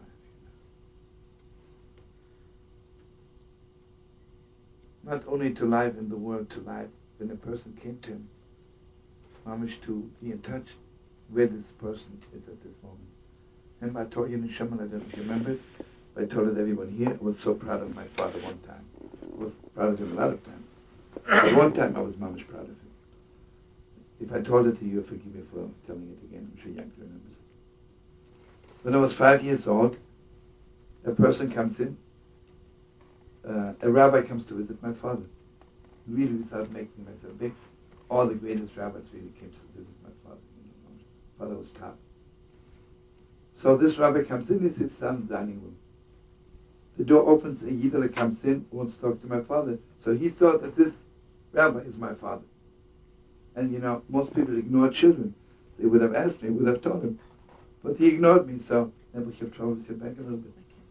I'm sorry. I'm finished in 1 second. Okay, I can stand. Okay.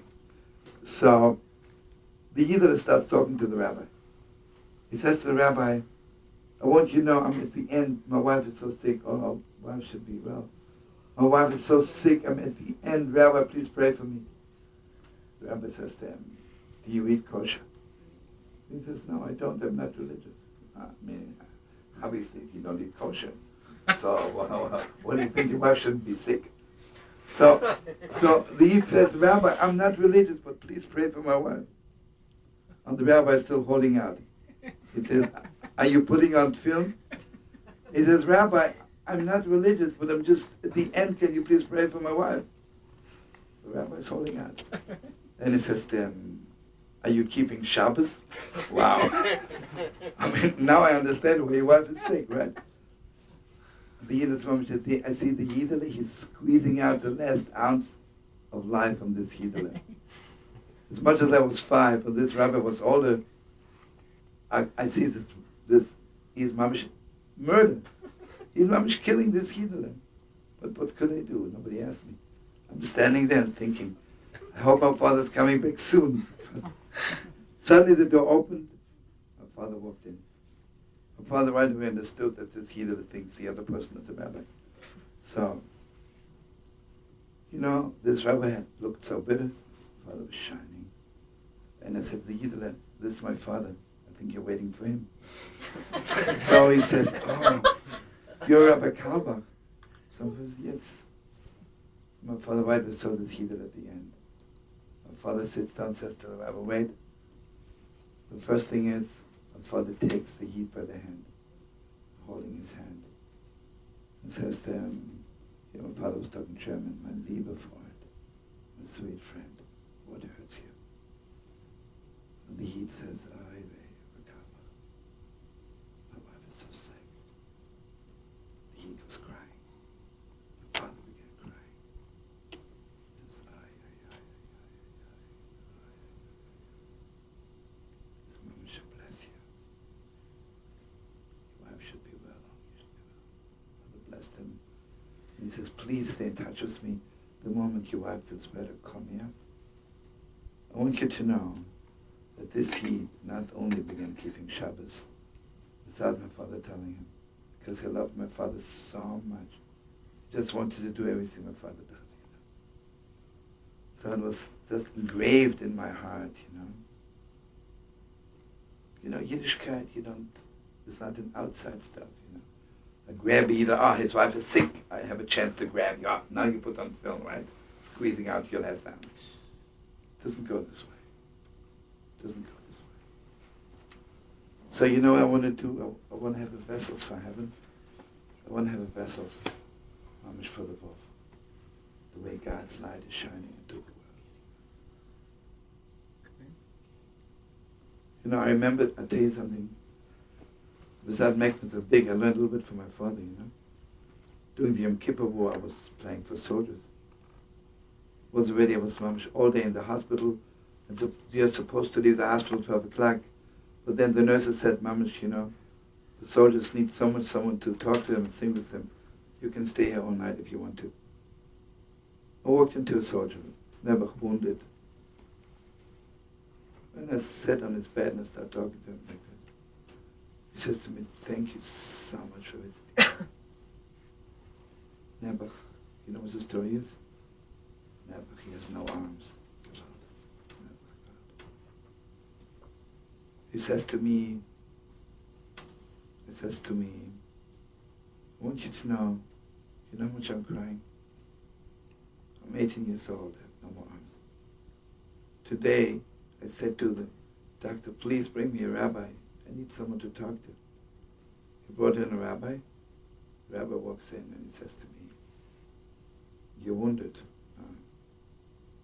There's only one thing you have to do. You have to start putting on film. Never. I mean, it sounds like a joke, right? Heartbreaking laughter. So I said to him, I have no arms. Oh, sorry. Try something else. And I says, I'm so glad you came to visit me. He says, because I didn't tell him anything, he was just listening to me. Anyway, Mamish Neshama bless you. Mamish, whatever my father knew about Yiddishkeit, Mamish, he knew the point of Yiddishkeit. I wouldn't say that my father was the greatest Gaon in the world, but when it comes to knowing the point, he was tough. Mamish tough. Today, one more thing, I'm such a privilege having my daughter here. You know, my father could walk up to a person on the street. When my father walked on the street, everybody wanted to walk with him. You know, Jews, non-Jews, everybody wanted to. He was an unbelievable person. So my father told me the story 1,000 times. When my father was just beginning to be a rabbi, my father was 24 years old. He walks down the street, Rosh Hashanah, and around the corner was a Reform synagogue. This is my father's street was here. Right around the corner was a huge Reform synagogue. And you know, children are much more real than adults. When sometimes children look at you and they connect to you, they connect to you forever, you know. My father walks on the street to go to his shul, and he sees a Yid, obviously a Jew, is getting dressed, Yom Tov, and he has a boy of 5 on his hand. My father thinks, crazy, I didn't see him in shul, I guess he's going to the Reform shul. Father thought, sad. My father walks up to the Yid, says to him, and takes the little boy by the hand. The boy was so happy. Father said, Yom Tov. So my father says to the father, my father says, I'm confiscating your child. He says, why are you confiscating my child? He says, my father says, you know, your child is so sweet. He's filling the whole street with his sweetness. Who gave you the right to deprive this little boy of a real Rosh Hashanah? You know, in the Reform shul, in those days, they had opera stars singing, they had go-girls homage. It was terrible. It was nothing Rosh Hashanah, it was German prayers and everything. But who gave you the right to deprive the boy of Rosh Hashanah? So, but my father said it's so sweet that the Yid liked it. So the Yid says to my father, what do you suggest? My father says, be my guest, come to my shul. I want you to know that this boy grew up. He was the top in Germany, in the underground and smuggling out children to Israel. He saved thousands of kids.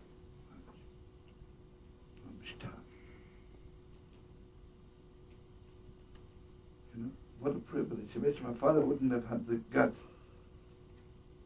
You know, all those thousands of kids who this person saved, you know. So anyway, I'm telling you all this. Just want to think one more of the Niga met up in the Ramos shul. And when I was by the Bach's grave, darling, college. So after that we made up this Niga. Say it one more time. Carlebach, forgive me for keeping you so long. It's so beautiful to be with you, all of you. And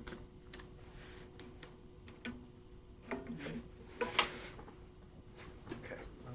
But I need Mamish D minor, yeah? Did I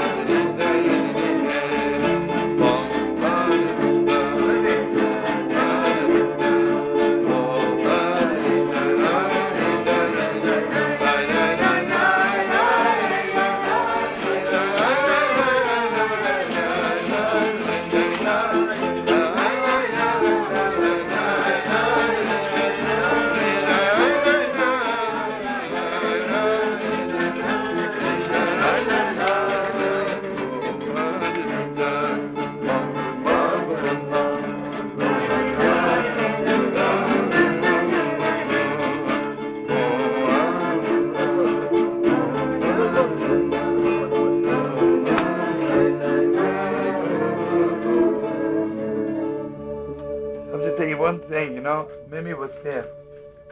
I tell you something. The world, right? You know what's so special about Rosh Hashanah? Yom Kippur is just for us Yidden. Rosh Hashanah is for the whole world. Not so simple. Not so simple. Once you know one thing, when the Rosh Hashanah happened, I made up this sneaking, I don't know if you remember. There was one Yid, a survivor, Nebuch. You know Nebuch? His feet were only till his knees. Called Nebuch Nebuch. They cut off his feet. Nebuch. It was terrible. But he had something, so he was standing on his knees. And you know, television people, everything was televised. Keep going.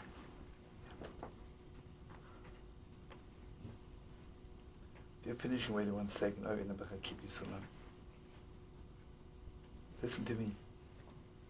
And you know, television were Polish people. So when you started thinking, die. Suddenly I saw that one of television people took this Yidele, whose feet were only till the knees, and they started dancing. I thought to myself, give out. Who knows what the grandfather of this person did to this Yidele, right? Dancing together. There is no other way, right?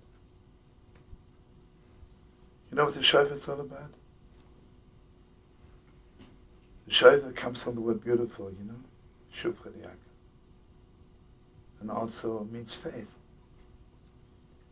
The world has such an ugly face. You know what Hashanah does? Suddenly everybody has a beautiful face again. One looks beautiful to the other. Anyone a blessed Neshama should always have a beautiful face, and the world should look beautiful to you. The Yerushalayim should look beautiful to us. And the world should look beautiful again. Namash good Shabbos, good Yom Tov, and a good year, and Namash everything should be the best. Amen. Thank you so much.